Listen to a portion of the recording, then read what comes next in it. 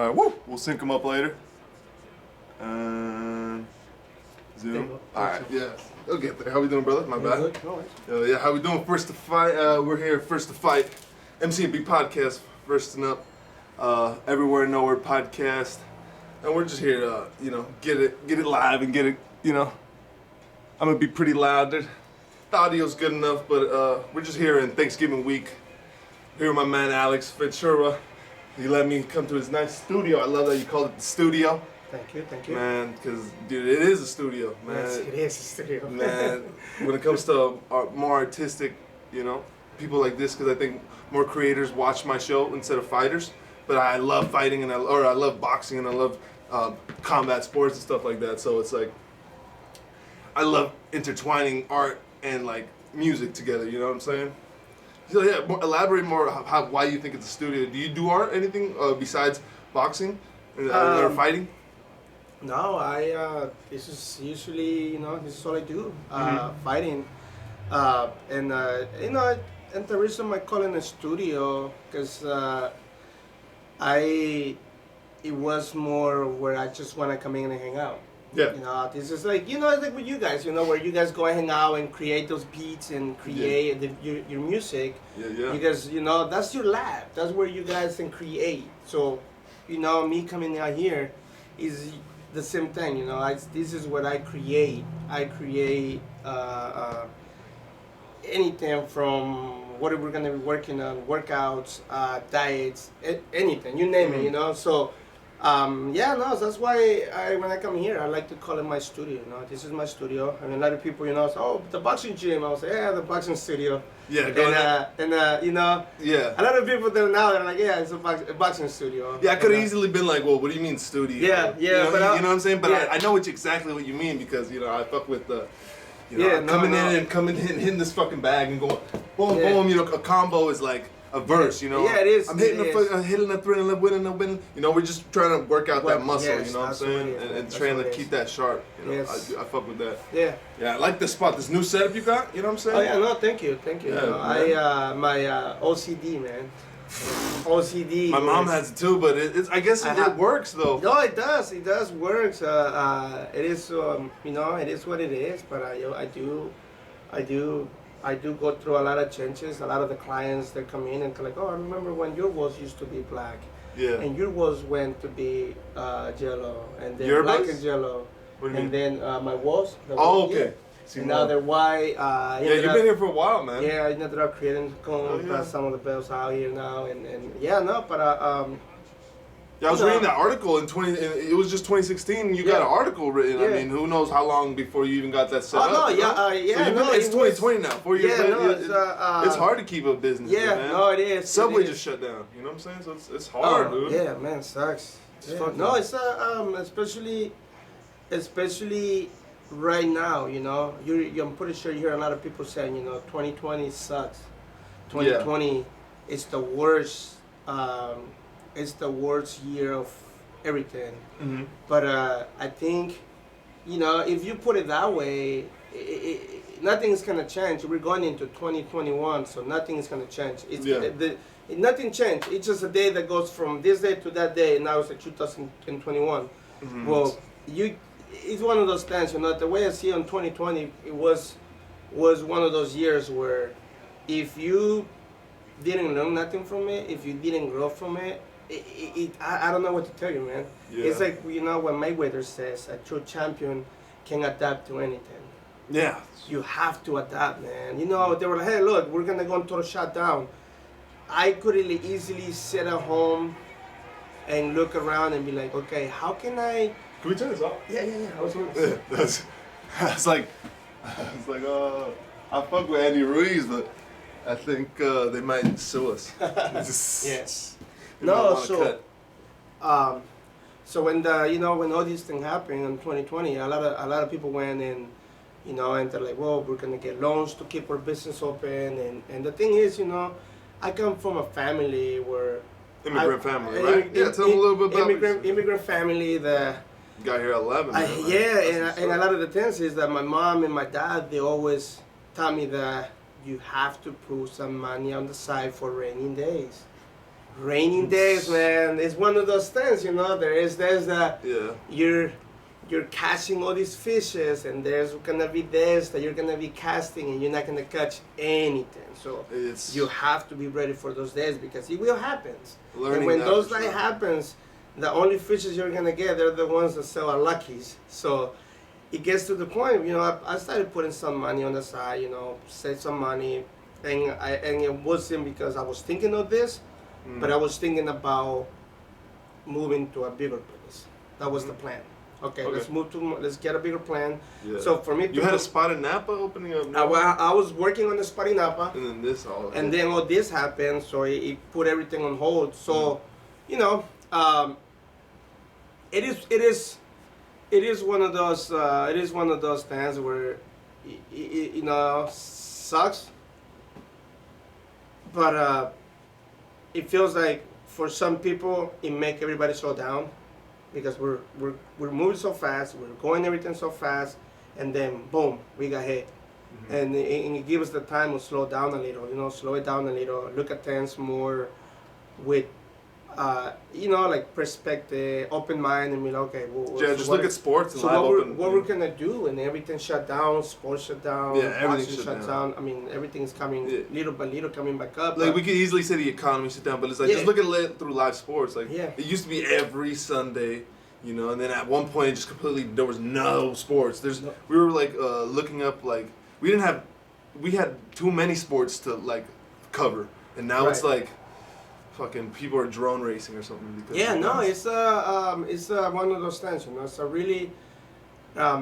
a really scary situation because then then you know we go from having COVID and don't know what's going on, and you're thinking, well, a lot of people say, hey, by summer it's gonna get hot and it's gonna die. Yeah. So I'm like thinking, well, by June I ran it through so much. We're clear. It's like, gonna get hot and it can't survive on this heat and blah, like people are just saying lies. There's just a lot of misinformation for sure is happening, and it's like like I guess you got to stay business minded. You always knew that anything like this could happen, anything can happen. You know what I'm saying? Some people may not have had that. Is the reason why you lasted so long. You know what I'm saying? So it just sucks, man, because I've seen a lot of my boys, a lot of my friends that opened the gym a year ago. I've seen a lot of my friends that have the gym for 10 years ago, and I get it, you know. Yeah, and the whole thing is, man, I feel that a lot of them, they got comfortable, you know, They didn't see this coming. And that's the problem, man. When you start getting comfortable on things, it's gonna creep up on you. It's gonna creep up on you. Yeah. And when it creep up on you, you're not ready for it. When you're not ready for it, you want to be able to react right away. And that's the thing, you know, when it happens with me, I was just like, okay, I can easily sit at home and go start applying for all these loans, and hopefully I get one. If I don't get one, then what? So I switched it. So I ended up reaching out to a new set of people. That the people that want to work out strictly at home. Okay. So I started reaching out. I said, hey man, let me offer you my service. I can come into your house and come do workouts. Let me give you 2. You still got that skill. I was like, let me give you 2 free workouts. Try them on. If you like it, good. If you don't like it, so be it. You know. But at least you try it out. You don't have to pay me. And that's what you gotta do. Free work. And that's when it became. Right now, free work is. I became during COVID. That self person, man. I started selling myself out there, and so I'm knocking on these doors, and one door, man, it's like everything. I met this gal, she's managed these vineyards, and she said, hey, come do workout on my vineyards. I'm starting doing workout with there and another client. And then from there, I connected with another client. Getting your capital. So another client connects me with this client connects me with this client. So now, what the beauty is, before COVID, I had like close to 200, 300 clients that I was seeing on the daily basis. There used to be 3 of us, Pablo, Denny, these other 2 trainers, and we were killing it. We were destroying it. But the thing is, man, I was not happy. I was not happy. Too many people. Not enough intimacy. I lost control. I lost control of my studio. Oh shit! What I ended up doing is I went with. That would suck. I went with your studio. I went with after quality, I went after quantity, not quality, because having the more people can have here, I'm making all this shitload of money, but the thing is, and this is the phrase when a lot of people always says, hey man, it seems that you love your job, and the thing is, you don't love your job, man. You love the people that you work with. You can have the best job where you're making $500K, you're making even up to $1 million, but there's always gonna be the one group that you just fucking hate to work with, and you don't want to work with them. Yeah. So you're like, you know what? Or the boss. It's like, I'm not gonna work for you, man. Or the boss, and it makes it so cheaty. And well, my thing is having so many people where I lost touch of my gym, I lost touch of life, I lost touch of everything, where it was not just hurting me, but it was hurting my family at home. It was hurting me getting up in the morning. It was hurting me, like trying to do my own workouts. I was just like, no. And it's tough because working out, kind of like people use that as a hobby to stress, loosen up that stress, and you kind of like got a double. Right, I do not want to, to the point that I'm like, I want to sell the gym. I don't want to do this anymore. And man, could you imagine if you sold the gym before COVID and then COVID hit? Oh man, I mean, you'd be sitting on a little bit, right? I'm pretty sure, like I would have bought it back from the guy because I would have never let my gym go down. Yeah. I'm pretty sure I would have been like, hey, listen, man, you're losing it. Let me take care. I'll buy it from you. I'll bring it back up. But like it's funny because I was like, it's the mindset. I was just not happy. Wasn't that happy. Now I'm doing the opposite. When now I have I have quality over quantity. So now I have like, if I see 40 people, I see 40 people. That's it. Okay. 40 people. But those 40 people that I see, man, right now, I'm like, they're loyal. I'm happy. They're loyal. I came into work. I'm happy. I work. It's just like, it's me again. Me, my own gym, one-on-ones. It's just perfect, man. I go home, relax. No stress. I see everybody stressing because they're losing their business. I'm like, zero stress. I go home at night. I go to sleep. It's just the best feeling, man. Best feeling that I'm like, man, what, And to be honest, now I'm like, I cannot get to the point again where I feel that I need to get rid of my gym. Oh. And I it's too many? It's too much right now during COVID? No, man. Right now it's like perfect. It's the perfect It's amount. perfect for me, man. Like a lot of the people. It's more intimate. It sucks that small business. I hear small businesses are going hell down though. Like a third. I hear a third of the businesses in America are going down. They're going. So I'm just like, damn. Even if that's numbers like even a little bit true, like fuck, dude.